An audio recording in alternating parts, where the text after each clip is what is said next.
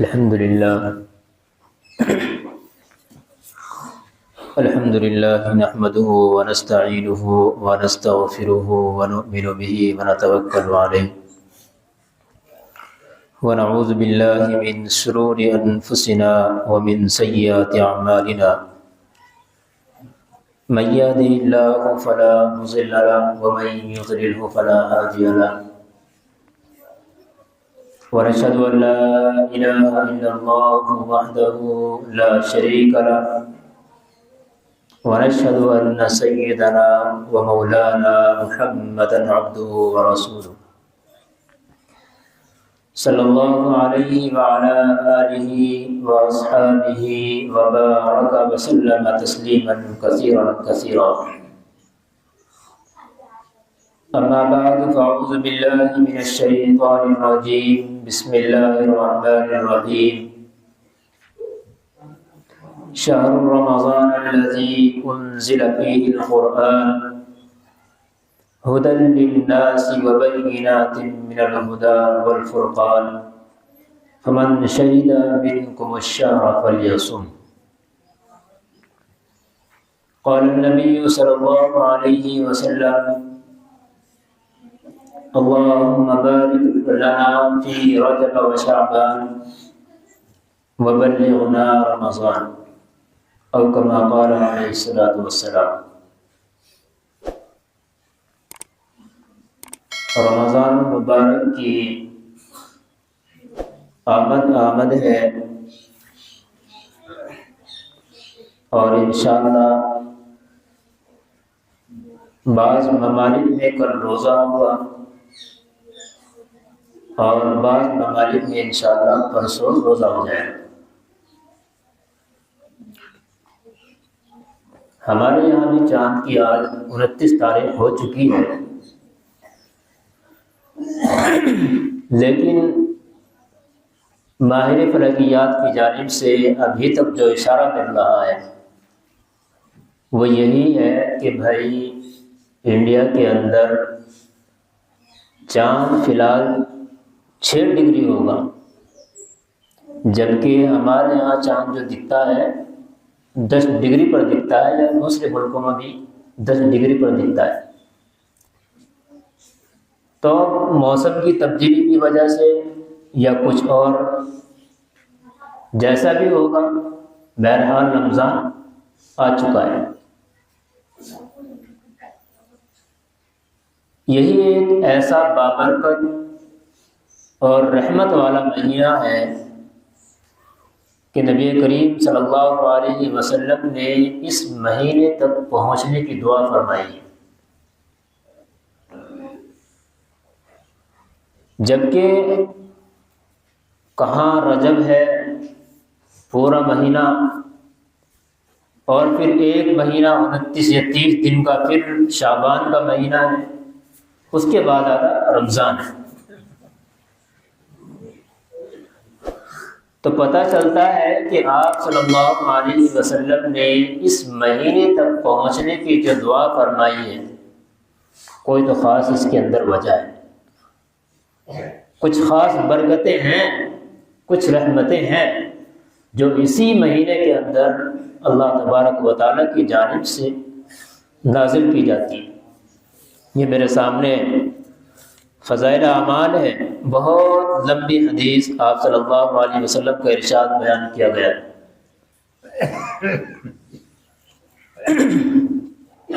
حضرت سلمان فارسی رضی اللہ تعالیٰ عنہ فرماتے ہیں: خطبنا رسول اللہ صلی اللہ علیہ وسلم فی آخر یوم شعبان فقال یا ایھا الناس قد اظلکم شہر عظیم مبارک. آپ صلی اللہ علیہ وسلم نے شعبان کے آخری دن میں، آج جیسا کہ آج آخری دن ہے، یا بعض ممالک میں کل کا ہے یا آج کا ہے، آخری دن میں آپ صلی اللہ علیہ وسلم نے ارشاد فرمایا: اے لوگو، قد اظلکم شہر عظیم، کہ تمہارے اوپر ایک بہت عظیم اور برکت والا مہینہ چھانے والا ہے. اظلکم ذلن سے بنایا ہے، جیسے درخت ہوتا ہے یا کوئی بھی چیز سایہ دینے والی، تو انسان اس کی چھاؤں میں جانے کی کوشش کرتا ہے، اور ایک ہوتا ہے کہ آیا اور نکل گیا۔ شب برات آئی، ایک رات کے اندر اندر نکل گئی، شب قدر آئے گی، ایک رات کے اندر اندر نکل جائے گی۔ لیکن آپ صلی اللہ علیہ وسلم نے اس حدیث میں کیا فرمایا؟ قد اظلکم شہر عظیم، چھا رہا ہے کہ یہ مہینہ ایک دم نہیں بھاگتا بھائی، پورے 11 مہینے انسان دنیا کی دوڑ دھوپ میں گھوم رہا ہے، پھر رہا ہے، کام کاج میں لگا ہوا ہے، اس کے لیے ایک بہت بڑا مہینہ ہے کہ بھائی جتنے گناہ کیے ہیں اپنے کاموں کو کم کرو، اپنی برائیوں کو ختم کرو، اور اللہ تبارک و تعالیٰ کے سامنے آ کر کے گڑ گڑاؤ، رو۔ اسی میں حدیث آئے گی آگے، آپ صلی اللہ علیہ وسلم نے ارشاد فرمایا کہ فرض نماز جس کو آپ رمضان کے علاوہ میں پڑھتے ہیں، وہی فرض نماز رمضان مبارک کے مہینے میں 70 درجے تک پہنچ جاتی ہے۔ ایک نماز کا ثواب یا ایک نیک عمل کا ثواب 70 درجے تک پہنچ جایا کرتا ہے۔ فرمایا قد اظلکم شہر عظیم مبارک شہر فیہ لیلۃ خیر من الف شہر۔ کیسا مہینہ ہے، کیا ہے اس میں، کیوں اس کی اتنی تعریف کی جا رہی ہے؟ مہینے تو اور بھی ہیں، شعبان ہے، شوال ہے، ذی قعدہ ہے، ذی الحجہ ہے، محرم ہے، یہ سب کیا ہے؟ اسلامی مہینے ہیں۔ اسی کے بارے میں کیوں کہا جا رہا ہے کہ عظیم بھی ہے، مبارک بھی ہے، بہت بڑا بھی ہے، اور اس کے اندر برکتیں بھی ہیں؟ کیا وجہ ہے؟ فرمایا آگے کہ بھائی لیلۃ فیہ لیلۃ خیر من الف شہر، یہ مہینہ اس وجہ سے بہت بڑھ چکا ہے، بہت بڑا ہے، اور اس وجہ سے بابرکت ہے کہ اس کے اندر ایک رات ہے جو 1000 مہینوں سے بڑھ کر ہے۔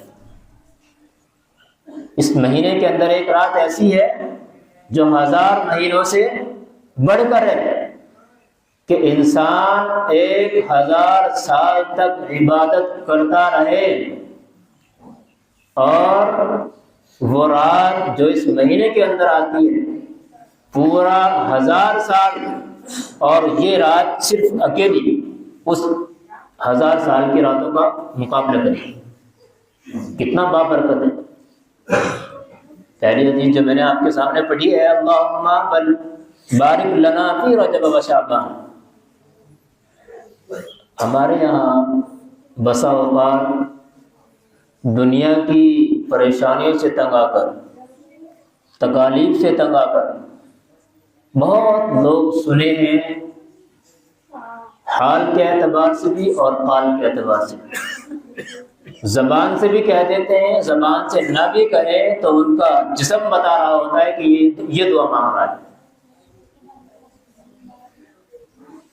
تو کیا کہتے ہیں، جب کوئی تکلیف آتی ہے، پریشانی آتی ہے، اللہ بس ٹھا لے، اللہ بس ٹھا لے۔ نہیں، آپ صلی اللہ علیہ وسلم نے ارشاد فرمایا کہ یہ دعا نہ کیا کرو، موت کی تمنا نہ کیا کرو، بلکہ اللہ تبارک و تعالیٰ سے ایسی دعائیں کیا کرو کہ یا اللہ اگر میرے حق میں یہ دنیا یا میری عمر جو آپ نے مجھے دے رکھی ہے، اگر یہ اچھائی پر چلنے کے لائق ہے اور میں تیری سنت، تیرے نبی کی سنت پر عمل کرتا رہوں گا، تو مجھے اور لمبی زندگی عطا فرما۔ آپ صلی اللہ علیہ وسلم یہ خود دعا کیا کرتے تھے کہ یا اللہ اگر میری عمر میرے لیے بہتر رہے گی تو مجھے اور لمبی عمر دے، اور اگر میرے لیے میری وفات زیادہ بہتر ہے، کیونکہ اب آگے دن ختم ہو گئے تو بیکار ہو جائیں گے، وہ نیک عمل نہیں کر سکوں گا میں، تو پھر کہتے ہیں کہ اگر میرے لیے مرنا بہتر ہے تو مجھے موت عطا فرما۔ اس روایت کے اندر آپ صلی اللہ علیہ وسلم نے طویل عمر کی بھی، اس سے پتہ چلتا ہے کہ دعا مانگی ہے۔ فرمایا اللہم بارک لنا فی رجب و شعبان، شعبان میں اور رمضان میں تو برکت عطا فرمائی، لیکن وبلغنا رمضان، تو یہ 2 مہینے کیا ہیں بیچ کے، یہ گویا کہ آپ صلی اللہ علیہ وسلم نے دعا کر دی لمبی عمر کی کہ 2 مہینے یہ بھی اور رمضان کا مہینہ بھی عطا فرمانا۔ تو اس سے پتہ چلتا ہے لمبی عمر کی دعا کرنا کوئی غلط نہیں ہے، لیکن شرط کے ساتھ کہ اگر یا اللہ تیری فرمانی اور فرما برداری کے اندر میری عمر گزرے گی تو میری عمر لمبی کرنا، ورنہ کوئی فائدہ نہیں۔ ایک مومن کا کام یہی ہونا چاہیے، اس کو دنیا کی تکلیف سے تنگ آ کر اس طرح کے الفاظ ادا کرنا یہ اس کو زیب نہیں دیتا۔ پھر سوچنے کی بات یہ بھی ہے، حضرت مفتی تقی عثمانی صاحب مدثر اللہ علیہ اپنی کتاب میں لکھتے ہیں، کہتے ہیں کہ ہم جو تمنا کر بیٹھتے ہیں، ہم نے کبھی یہ بھی سوچا ہے کہ ہم نے آگے کے لیے بھیجا کیا ہے؟ ہم دنیا کی تنگیوں سے جو ذرہ برابر ہے، آخرت کی ایک بھی تنگی کا مقابلہ نہیں کر سکتی۔ چھوٹا سا چھوٹا عذاب اتنا سخت ہے، اور ہم دنیا کی تھوڑی سی پریشانی سے آ کر کے ایسی دعائیں اپنے لیے کرنے لگتے ہیں جو بددعا ہوتی ہے کہ اللہ اٹھا لے۔ وہاں جا کر کے آپ کو پتا ہے کہ آپ کون سے طبقے میں پہنچ جائیں گے اور کون سی جگہ پر پہنچ جائیں گے، وہاں کے لیے بھی کچھ تیاری کی جائے پہلے اس کے اوپر۔ اسی طرح ایک صحابی آپ صلی اللہ علیہ وسلم کو بار بار سوال کر رہے تھے کہ یا رسول اللہ قیامت کب آئے گی، قیامت کب آئے گی، قیامت کب آئے گی؟ آپ صلی اللہ علیہ وسلم خاموش ہیں، بھائی کیا سوال کر رہے ہو بار بار؟ تو آخر میں آپ صلی اللہ علیہ وسلم نے ارشاد فرمایا، جب کئی مرتبہ انہوں نے کہہ دیا، یہ بتا تیاری کیا کر رکھی ہے؟ مرنے کے لیے کچھ تیاری ہے؟ بس صحابی تو صحابی ہے، فرمایا کہ یا رسول اللہ اور تو کچھ نہیں ہے، بس آپ کا اور آپ کے رب کا، اللہ تبارک و تعالیٰ کا نام گھر کے اندر ہے، یہ میرے دل کے اندر ہے، اس کے علاوہ کچھ نہیں۔ وہ تو صحابی تھے، ہمارے اندر کیا ہے؟ اتنا گند بھرا ہوا ہے، ذہن کے اعتبار سے بھی، پیٹ کے اعتبار سے بھی، ہر اعتبار سے خون کے ریزے کے اندر اگر آج کوئی ایسی مشین ایجاد ہو جائے نا کہ ان کے گناہوں کو دکھائے اور ایکسرا کرا کر کے آپ کے سامنے لایا جائے، تو میں کہتا ہوں دنیا کا ایک بھی شخص ایسا نہیں بچے گا جس کا خون بالکل صاف ستھرا ہو۔ تو ہمیں اپنے اعمال پر غور فکر کرنا چاہیے، اس پر رونا چاہیے۔ یہ مہینہ آ رہا ہے، رمضان مبارک کا مہینہ ہے، بہت زبردست مہینہ ہے۔ فرمایا آپ صلی اللہ علیہ وسلم نے لیلۃ فیہ لیلۃ خیر من الف شہر، کہ اس کے اندر ایسا ایک رات، اس میں ایک رات ہے جو 1000 مہینوں سے بڑھ کر ہے۔ پھر کیا ہے، کیوں اتنا بابرکت ہے؟ فرمایا آگے، جعل اللہ صیامہ فریضۃ وقیام لیلۃ تطوعا، کہ اللہ تعالیٰ نے اس مہینے کے روزوں کو فرض قرار دیا ہے۔ فرض جانتے ہیں، ایک ہوتا ہے سنت، ایک سنت موقدہ، ایک ہوتا ہے مستحب، اور ایک ہوتا ہے فرض، اور ایک ہوتا ہے واجب۔ فرض کا درجہ سب سے اوپر کا ہے کہ اگر اس کے اندر ذرہ برابر بھی کبھی کوتاہی کی گئی تو اللہ تبارک و تعالیٰ کے یہاں جواب دینا بڑا مشکل ہو جائے گا۔ ہم لوگ مستحبات کے پیچھے ایسے ہاتھ نہ دھو کے پڑھتے ہیں کہ بس اس کے علاوہ کوئی کوشش ہو نہیں سکتی۔ میں مانتا ہوں اللہ تعالیٰ کو آپ کا وہ عمل بھی پسند آ سکتا ہے، لیکن شرط یہ ہے کہ آپ نے فرض کے اوپر ڈنڈی نہ ماری۔ میں نے سمجھایا تھا نا شب برات کے موقع پر، شب برات کو عبادت ایسی کریں گے کہ اس کے بعد کوئی رات نہیں ہے، اور نمازوں میں ڈنڈیاں ایسے مانیں گے کہ بس پڑھنی نہیں ہے، صرف ہفتے میں 1 مرتبہ، اور ابھی عید کے موقع پر پھر 1 مرتبہ بس۔ بھائی یہ اسلام نہیں ہے۔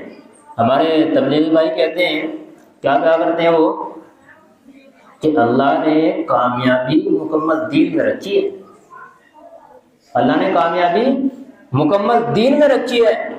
تو اس کا مطلب یہ نہیں ہے کہ ایک کونا پکڑے اپنی من مرضی کا اور لے کر کے چلتے۔ دل میں خیال آیا کہ بھائی آج نماز پڑھنی ہے تو چل دیے، دل نے منع کیا، نیند آ رہی ہے، سردی ہو رہی ہے، بارش کی بوندیں، کہاں جاؤں گا، بھیگ جاؤں گا، پڑھ کے سو گئے۔ یہ دین نہیں ہے، یہ من مرضی ہے۔ اللہ تعالیٰ اس پر پکڑ فرمائیں گے۔ تو عزیزو اس کا خیال رکھیں۔ فرمایا آپ صلی اللہ علیہ وسلم نے، جعل اللہ صیامہ فریضۃ، اب لوگ بہت بہانے بنیں گے باہر چل کر کے، کہیں گے کہ یار کہاں روزے رکھے جا رہے ہیں، اتنی گرمی ہو رہی، اتنی سردی ہو رہی، ایسے محنت کا کام کر رہے ہیں، پھاوڑا چلا رہے ہیں پورے دن اور ہم رکشہ چلا رہے ہیں، تھوڑا اپنا باتیں، کہاں روزے رکھے جا رہے ہیں؟ او بھائی 11 مہینے آپ کا پیٹ نہیں بھر سکا، آپ پورے 1 مہینے کے اندر کیسے پیٹ بھر لیں؟ ذرا سوچنے کی بات ہے۔ پورے 11 مہینے آپ نے صبح سے لے کر شام تک ہل چلایا ہے، صبح سے لے کر شام تک آپ نے گلوں کی ٹرالی پورا میل بھر کے ڈال دیا، آپ 11 مہینے کے اندر اپنا پورا پیٹ نہیں بھر سکے، آپ اس مہینے کے اندر کیسے پیٹ بھر سکتے ہیں؟ تو کیا یہ اعتراض اور یہ جواب چلیں گے وہاں اللہ تبارک و تعالیٰ کے یہاں؟ ظاہر ہے بالکل نہیں چلنے والے، اللہ پکڑ کرے گا ان کے اوپر۔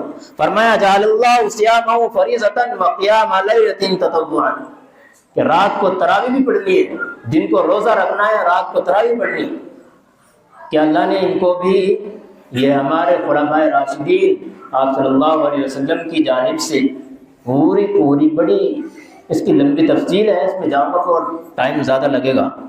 فرمایا اب یہاں پر ایک جھگڑا اور شروع ہوگا۔ ہمارے بعض وہ نوجوان جو بیچارے باہر کام کرتے ہیں، باہر کام نہ بھی کریں تو کلپ ان کے سامنے ایسے ایسے آ جائیں گے کہ ان کا ذہن خراب ہونا شروع ہو جائے گا۔ میں ایک بات بتلا دوں، ہمارا جو مسلک ہے یہ احناف دیوبند سے تعلق رکھنے والے ہیں۔ ہم اہل سنت والجماعت احناف دیوبند سے تعلق رکھنے والے ہیں۔ ہمارے یہاں اور اس کے اوپر حدیثیں بھی کئی ہیں، پورا کا پورا دین وہی ہے، پورے کی پورے دین کی تشریح وہی ہے جو آپ صلی اللہ علیہ وسلم کے زمانے میں تھی، نہ اس سے بڑھ کر ہے نہ اس سے کچھ گھٹا کر ہے۔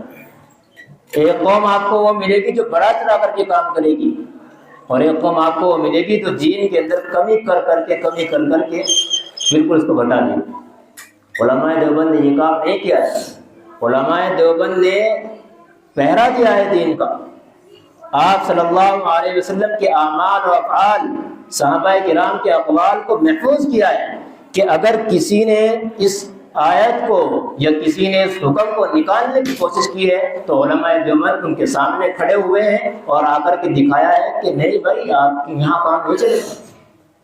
ہمارے یہاں بہت حضرات ایسے ہیں جو باہر کام کرنے کے لیے جاتے ہیں اور بیچارے تھوڑے دن میں آ کر کے سارے چینج ہو گئے کہ یار وہاں تو ایسے کرتے تھے، وہاں تو ایسے کرتے تھے۔ بھائی اپنا چھوڑ اس لیے رہے ہو کہ اپنے کی تحقیق نہیں کی، اپنے کے بارے میں معلوم کیا ہی نہیں ہے، کبھی محسوس ہی نہیں کی اس چیز کی۔ اگر ہم اپنے دین کے بارے میں، اپنے مسلک کے بارے میں، ہمارے یہاں کمی ہے علماء کی، ان کے پاس بیٹھے اٹھے ان سے بات چیت کریں، آپ کو پتہ چلے گا کہ یار حقیقت تو یہی ہے، ہم کدھر جا رہے ہیں۔ یہ کوئی عقل مندی نہیں ہے کہ آپ تھوڑے سے کسی نے آپ کو کہا کہ بھائی یہ ٹھیک نہیں کر رہے ہو، حدیث میں تو ایسا ہے۔ ہزاروں کتابیں میں آپ کے سامنے لا کے رکھ دوں گا، کوئی مائی کلال ہے جو دلائل کو توڑ سکے؟ بالکل نہیں توڑ سکتا، مجھے پورا یقین ہے اپنے علماء دیوبند پر۔ تو بھائی ذرا سی باتوں کو پہلے اپنے کی تحقیق کرو۔ آپ کے اندر اتنا علم ہے کہ آپ اس کو افورڈ کر سکتے ہو، برداشت کر سکتے ہو تو ٹھیک ہے، آؤ میدان میں۔ اگر نہیں ہمت ہے تو پھر کیوں پیچھے پڑ رہے ہو؟ کیوں دوسرے کی کتابیں اٹھا کر کے فلاں کتاب میں یہ لکھا ہے، فلاں کتاب میں یہ لکھا ہے، اس کی انہوں نے یہ تشریح کی ہے؟ بھائی ہم بھی تشریح دکھا رہے ہیں، ہم اپنے گھر سے نہیں کر رہے ہیں۔ بہرحال آپ صلی اللہ علیہ وسلم نے فرمایا وقیام لیلۃ تطوعا، یہاں میں یہ کہنا چاہ رہا تھا بہت سے حضرات وہ ہوں گے یا بہت سے کلپ آپ کی نظر میں وہ آ جائیں گے کہ وہ تراویح کو 20 رکعت کی بجائے 8 رکعت کہہ دیں گے۔ ہمارے ہاں اس کا جواب بڑا آسان سا دیا گیا ہے کہ بھائی اللہ تبارک و تعالیٰ نے جو رمضان کا مہینہ دیا ہے اپنے قریب کرنے کے لیے دیا ہے، اور سب سے زیادہ قربت جو نصیب ہوتی ہے وہ سجدوں سے، جو ہم سجدے کرتے ہیں نا نماز میں، اس کے ذریعے سے وہ ہمیں قربت نصیب ہوتی ہے۔ اب اندازہ لگا دو، یہ ایک اجمالی طور پر جواب دیا ہے، اوپر کا جواب ہے، دلائل کی دنیا الگ ہے۔ مثال کے طور پر آپ نے 2 رکعت نماز پڑھی، تو کتنے سجدے کریں گے جی؟ 2 رکعت میں سجدے کتنے ہوتے ہیں؟ 4۔ ہم نے 8 رکعت پڑھی، 8 دونی 16، اور ہم جب 20 پڑھیں گے 20 دونی 40، تو 8 پڑھنے والے اللہ کے قرب کو زیادہ حاصل کریں گے یا 20 پڑھنے والے؟ جبکہ حدیث بتا رہی ہے کہ اللہ تبارک و تعالیٰ کا جو قرب زیادہ حاصل ہوتا ہے وہ زیادہ سجدے کرنے سے حاصل ہوتا ہے، تو 8 پڑھنے والے پیچھے رہ گئے ہیں اس معاملے میں، اور 20 پڑھنے والے جو 40 مرتبہ اللہ تبارک و تعالیٰ کے سامنے سجدہ ریز ہوں گے ان کا تقرب زیادہ حاصل ہو جائے۔ تو ہمیں 20 رکعت ہی پڑھنی ہے، کسی کی باتوں میں ان معاملوں میں نہیں آنا ہے۔ آگے چلتے ہیں، آپ صلی اللہ علیہ وسلم نے ارشاد فرمایا من تقرب فیہ بخصلۃ کان کمن ادى فریضۃ فیما سوا ومن ادى فریضۃ فیہ کان کمن ادى 70 فریضۃ۔ یہ وہی بات ہے کہ میں نے ابھی آپ کے سامنے بیان کی ہے کہ اگر آپ نے رمضان کے علاوہ میں 20 روپے صدقہ کیے ہیں، 100 روپے صدقہ کیے ہیں، تو آپ کو 100 کا ثواب مل جائے گا، 20 کا ثواب مل جائے گا۔ لیکن یہی چیز آپ رمضان مبارک میں کر رہے ہیں، آپ رمضان مبارک میں 2 رکعت نماز پڑھ رہے ہیں، 7 دونی 14، 140 کا ثواب آپ کو ملے گا، 70 گنا تک بڑھا دیا اللہ تبارک و تعالیٰ۔ رمضان میں آپ نے 100 روپے خرچ کیے تو 700 کو اس کو گنا کرو، کہیں 1000 تک بیٹھے گا جا کر کے۔ تو ایسے ہی جو نفلی عبادات ہیں ان کی کثرت کا بہت زیادہ تذکرہ کیا جاتا ہے ان مواقع پر۔ رمضان آ رہا ہے، برائی کو ختم کریں، نوافل میں زیادہ لگیں، رمضان میں اپنی نمازوں کا اہتمام زیادہ سے زیادہ کریں، باجماعت نماز پڑھنے کی کوشش کریں، اور ویسے تو پڑھنی ہی پڑھنی ہے۔ فرمایا، آگے چلتے ہیں، وَهُوَ شَهْرُ الصَّبْرِ وَالصَّبْرُ ثَوَابُهُ الْجَنَّةُ۔ کیا اللہ تبارک و تعالیٰ نے انسان کی ایک ایک رگ کو کھینچ کر کے رکھ دیا ہے۔ بہت سارے وہ ہوں گے صبح کو روزہ رکھ دیا، آج تو ماشاءاللہ بہت اچھا موسم ہو رہا تھا، جیسا بھی ہو رہا تھوڑی دیر پہلے پوری خوشی خوشی میں آج تو بادل ہیں، کوئی بات نہیں، پورا دن ایسے ہی کٹ جائے گا۔ اور اب تو ماشاءاللہ آگے آگے چلتے جتنے جا رہے ہیں، اس سال مارچ میں شروع ہو رہا ہے، اگلے سال پھر اس سے اور بیچ میں کو چلا جائے گا، پھر اور بیچ میں کو چلا جائے گا، سردی آ جائے گی، دن چھوٹا ہو جائے گا اور ثواب وہی کا وہی، اس میں کمی نہیں ہونے والا۔ چاہے دن 8 گھنٹے کا ہو جائے، یہ 15 گھنٹے کا یا 20 گھنٹے کا، اللہ تعالیٰ کے یہاں ثواب وہی ہے جو 20 گھنٹوں کا بھی ہو، اگر روزہ ہو تو وہی ہے۔ فرمایا کہ بہت سے وہ حضرات ہوں گے کہ جو روزہ مزے میں رکھ لیں گے، لیکن تھوڑا سا کام کیا اور سورج دیکھا چمچماتا ہوا، باہر نکلنے کو دل نہیں کر رہا، کوشش کرے گا کہ یار پانی پی لوں۔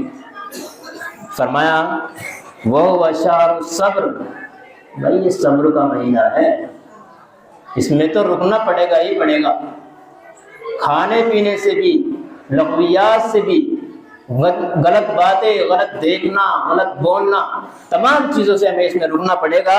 اور کیا ہے، صرف یہی نہیں، وَالصَّبْرُ ثَوَابُهُ وَالصَّبْرُ ثَوَابُهُ الْجَنَّةُ، صبر اگر کر لیا تو اس کا ثواب کیا ہے؟ آپ صلی اللہ علیہ وسلم کے ارشاد کے مطابق صبر کا ثواب جنت ہے، جنت۔ تو اب اس سے بڑھ کر کوئی اور چیز چاہیے؟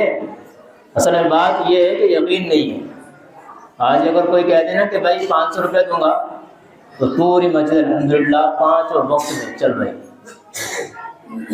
اور ہم کہہ رہے ہیں کہ بھائی ایک نماز چھوڑنے پر 2,86,00,000 سال تک جہنم میں جلنا پڑے گا، تو کوئی نہیں ماننا۔ 2,86,00,000 سال تک فرض نماز کو جس نے جان بوجھ کر چھوڑ دیا، اس کو اتنے سال تک جہنم میں جلنا پڑے گا، تو کوئی بھی نہیں ماننا ہے۔ تو پتہ چلا کہ یقین کی کمی ہے، یقین نہیں رہا، نہ حدیث پہ نہ قرآن۔ قرآن کریم نے تو بہت زبردست کر کے اور ان لوگوں کو بھی رکھ دیا سامنے اٹھا کر کے جو غفلتیں کرتے ہیں، الذین هم عن صلاتهم ساہون، بڑی خرابی ان لوگوں کے لیے جو کہ نمازوں کو بھول بیٹھے، پتہ ہی نہیں ہے، غفلتوں میں گھما رکھی ہے۔ عصر کی مغرب میں، مغرب کی عشاء میں ایسے چل رہا ہے کام، یا پورے دن کام پہ رہے اور شام کو آ کر کے عشاء کے ٹائم ساری پڑ گئی۔ تو بھائی یہ دین نہیں ہے، خدا را اس سے بچنے کی کوشش کریں، رمضان کے مہینے میں کوتاہی نہ کریں ان چیزوں میں۔ روزہ بھی رکھنا ہے، 5 وقت کی نماز پابندی کے ساتھ پڑھنی ہے۔ قرآن کریم پڑھنا جانتے ہیں، قرآن کریم کی تلاوت کریں۔ آپ نہیں جانتے، ذکر و اذکار کریں، سبحان اللہ، الحمدللہ، اللہ اکبر، کون نہیں جانتے ہیں؟ سبحان اللہ وبحمدہ، سبحان اللہ العظیم، یہ کیا ہے؟ سب تسبیحات ہیں اللہ تبارک و تعالیٰ کی، یہ پڑھا کریں۔ کوئی ضروری ہے آپ کو کوئی مسجد میں بٹھا رہا ہے لا کر کہ پارے لو یہی پڑھو اس سے ثواب ملے گا، ایسا کچھ نہیں۔ جتنا آپ کی وسعت میں ہے، لا یکلف اللہ نفسا الا وسعها، اللہ تعالیٰ فرماتے ہیں کہ انسان کو اس کی حیثیت کے مطابق ہی کام کرایا جاتا ہے۔ بہت لمبی حدیث ہے، فرمایا آگے چل کر کے ارشاد فرمایا وشار یزاد فی رزق المؤمن فیہ من فطر فیہ صائما کان مغفرۃ لذنوبہ۔ فرمایا آپ صلی اللہ علیہ وسلم نے ایسا مہینہ ہے کہ اس میں مومن کا رزق بڑھا دیا جاتا ہے۔ ہم پورے سال تو کوشش کرتے ہیں نا کہ بھائی ابھی 3000 تنخواہ مل رہی ہے، 20,000 مل رہی ہے، 30 ہو جائے، 30 ہو جائے، 30 ہو جائے۔ اللہ تعالیٰ خود ہی کہہ رہا ہے کہ اس میں تو یزاد فی رزق المؤمن، آپ صلی اللہ علیہ وسلم کا ارشاد ہے کہ مومن کا رزق بڑھا دیا جاتا ہے۔ اور پھر آگے من فطر فی صائما کان مغفرۃ لذنوبہ، جس نے کسی روزے دار کا روزہ افطار کرا دیا، یہ رمضان سے تعلق ہوتے ہیں نا، جس نے کسی روزے دار کا روزہ افطار کرا دیا تو کیا ہے؟ مغفرۃ لذنوبہ، تو اللہ تبارک و تعالیٰ اس کے گناہوں کو معاف کر دے گا، اللہ تعالیٰ اس کے گناہوں کو معاف فرما دے گے۔ وَعِتْقَ رَقَبَتِهِ مِنَ النَّارِ، اور اللہ تبارک و تعالیٰ اگر وہ جہنم میں جانے کا مستحق تھا تو اللہ تبارک و تعالیٰ اس کو جہنم سے آزاد فرما دے کہ نہیں بھائی تو نے میرے بندے کا روزہ افطار کرایا تھا۔ ایسے بھی بہت سے حضرات سفر کے اندر رہتے ہیں، بیچاروں کو کوئی سامان نہیں مل پاتا، یا بہت سے مسافرین بھی آتے ہیں، آپ نے دیکھا ہوگا کبھی کبھی کہ بھائی روزہ افطار کر لیا، نہیں، اور بعد میں آ کر کے بیچارے پانی تو ہر جگہ موجود ہے، لیکن اگر کوئی پورے دن کی اس کی تکلیف کو دیکھ لے اور سوچ لے کہ بھائی یہ بندہ ایسا لگ رہا ہے شاید پتہ نہیں کہاں روزہ افطار کرے گا یا نہیں کرے گا، تو اس کو بلائے بٹھائے کہ بھائی روزہ افطار کرنے کے بعد آپ آگے سفر کر دیں، تو یہ بہت ثواب کا کام ہے۔ فرمایا وَكَانَ لَهُ مِثْلُ أَجْرِهِ مِنْ غَيْرِ أَنْ يُنْقَصَ مِنْ أَجْرِهِ شَيْءٍ، اور فرمایا اس کے لیے بھی اتنا ہی اجر ہوگا جتنا اس کو دیا گیا ہے۔ روزہ رکھنے والے کو تو ثواب ملے گا ہی ملے گا، اس کو وہ ثواب بھی مل جائے گا جو روزہ رکھنے کا ثواب ملتا ہے۔ اللہ تعالیٰ ہمیں سمجھ کے عمل کی توفیق نصیب فرمائے اور صحیح سنت کے مطابق ہمیں رمضان مبارک کی برکتیں، رحمتیں اور اس کے اندر اچھے اچھے کام کرنے کی توفیق نصیب فرمائے۔ وآخر دعوانا الحمدللہ رب العالمین۔